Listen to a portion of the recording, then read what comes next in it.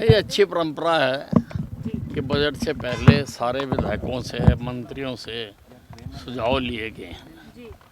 मैंने तो अपने विभाग के दिए हैं।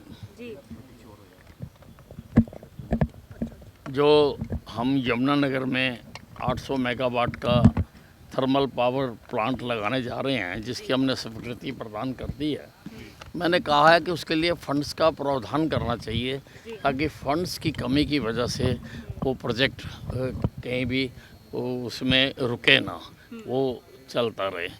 इसी प्रकार से मैंने कहा है कि ये जो ट्रांसफार्मर्स लगे हुए हैं सारी स्टेट में, ये हम बदलना चाहते हैं, इनको ऑगमेंट करना चाहते हैं। अगर कम पावर का लगा हुआ है तो वो बार बार ख़राब होता है, बार बार उसमें दिक्कत आती है।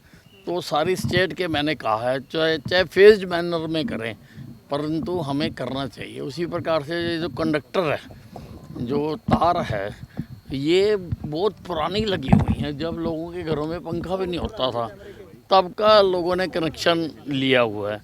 अब लोगों के घर में पंखे भी आ गए, एसी भी आ गए, वॉशिंग मशीनें भी आ गई, तो लोड बढ़ गया। तो इनकी लोड कैरिंग कैपेसिटी जो है वो कम है। तो जहाँ जहाँ पर कम है वो कंडक्टर भी हमें बदलने चाहिए कि इंफ्रास्ट्रक्चर जो है हमें मजबूत करना चाहिए। उसी प्रकार से रोडवेज़ में है, रोडवेज़ में बसों की बहुत ज़रूरत है। बहुत सारी बसें तो जो एनसीआर से विड्रा कर रही हैं और उनकी जो एज की वजह से, तो वो बहुत खटारा बसें हैं। लोग मांग कर रहे हैं कि वहाँ पर बदली जाएं, वो बसें बदलनी हैं। कई जगह पर बस स्टैंड बहुत जो हैं ठीक पोजीशन में नहीं है, वो बनाने हैं। ख़ास तौर से गुड़गांव का मैं देख के भी आया कि मिलेनियम सिटी में खाली एक मैदान से बसें चल रही हैं, वहाँ पर बस स्टैंड नाम की कोई चीज़ नहीं है, कुछ शेड डाले हुए हैं। तो वो भी हमने बदलने हैं।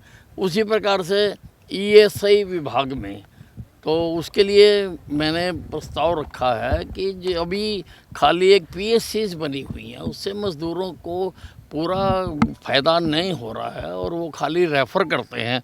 इसलिए हर ज़िले में मज़दूरों की संख्या के हिसाब से उतने बेड का हमें अस्पताल बनाना चाहिए ताकि मज़दूरों को स्वास्थ्य सेवाएं उपलब्ध हो सकें। सर 2 दिन जो ये परामर्श कैंप लगा सर, क्या लग रहा है कि कितना फ़ायदा होगा सर बजट को एलोकेट बजट? नहीं, बहुत फ़ायदा होता है। लोगों के सुझाव आते हैं, लोग नई नई बातें रखते हैं, तो उससे सरकार को एक अवसर मिलता है कि उनको भी उसमें जो है जोड़ा जा सके। सर बजट सत्र शुरू होने वाला है, एलओपी नहीं अभी तक डिसाइड हुआ, क्या आप कहेंगे? नहीं, ये तो देखिए विपक्ष तो बिल्कुल डूबा हुआ है और अभी तक वो अपने जो विधायक दल का नेता का चुनाव नहीं कर सके हैं। ये अपने आप में बताता है कि अंदर कितनी फूट है और ठीक है, अब उनका इंटरनल मामला है।